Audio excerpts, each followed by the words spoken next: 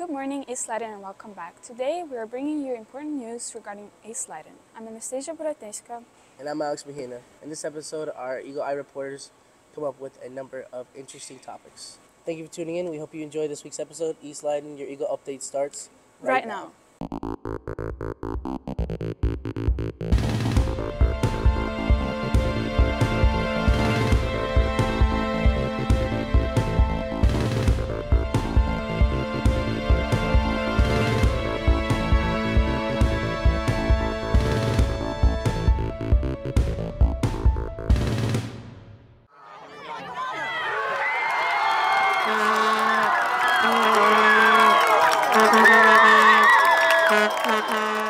After winning the conference for the first time in 12 years, Leyden Soccer continued their winning ways by beating Niles North last Friday night and entered sectionals this week.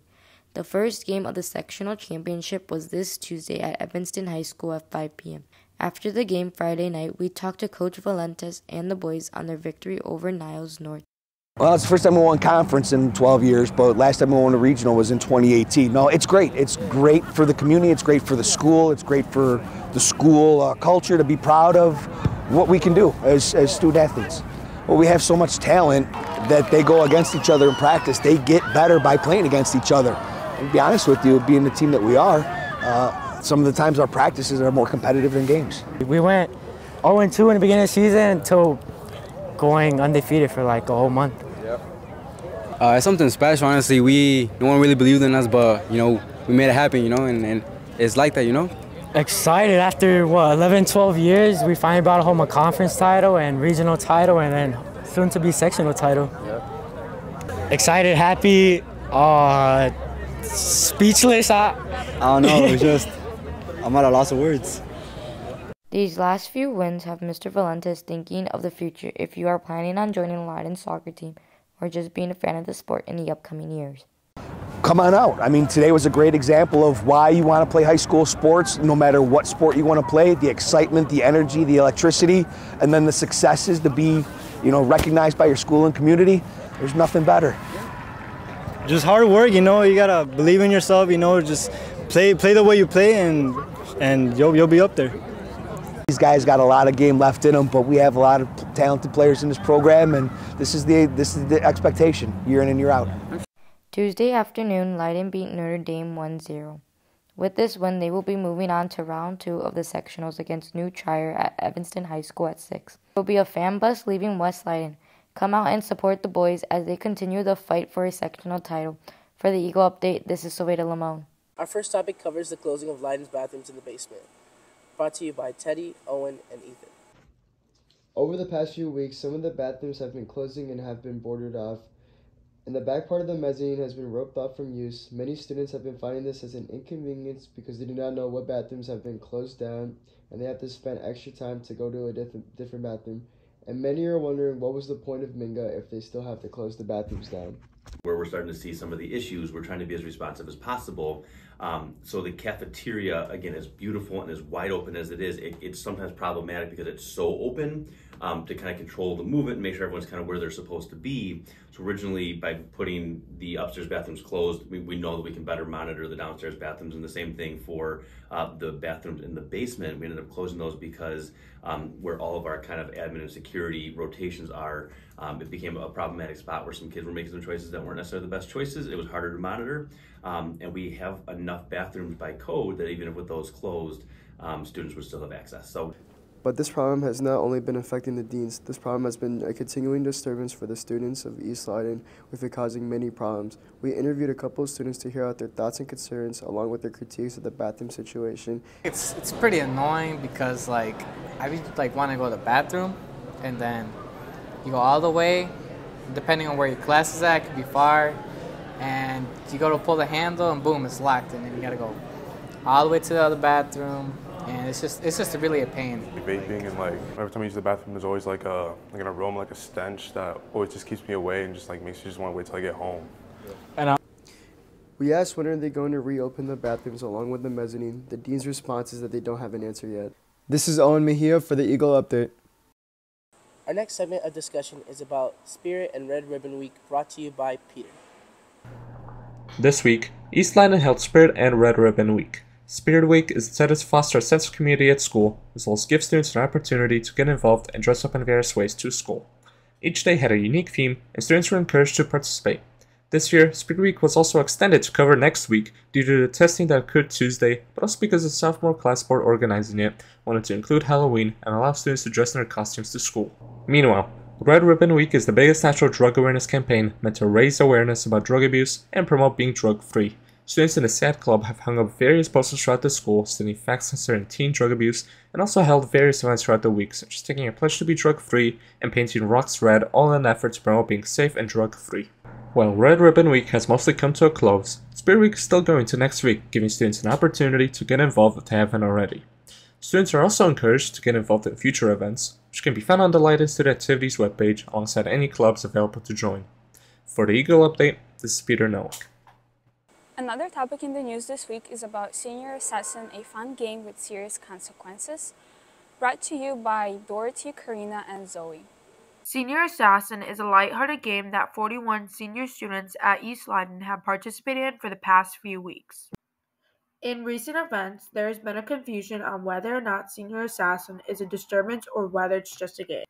To start with, Senior Assassin is a game that consists of seniors going around town and eliminating their targets with water guns or splat guns. Students also have immunity with floaties and goggles. After getting your targets, you advance to the next round and could possibly win the prize of $200. Combination of me and some of my other girlfriends in my friend group. We saw some other schools like IC and Fenwick doing it, and that's where we kind of got the inspo, and then we kind of spun it into our own thing, our own rules and all that. It's fun. You get to, I guess it's like a bonding thing to do with the seniors. Yeah, it brought everyone together because Exactly. everyone's kind of in their own groups and everyone kind of coming together, playing it, having a fun time. So Right. yeah. I don't think it's that big of a deal. I think that it was just a fun little activity for seniors to do, but I can see how it can be triggering to some people. Other schools have participated in Senior Assassin, but their schools have also had a lot of controversy, such as getting the police involved, trespassing, and students walking around with water guns in the school parking lots that look like real guns.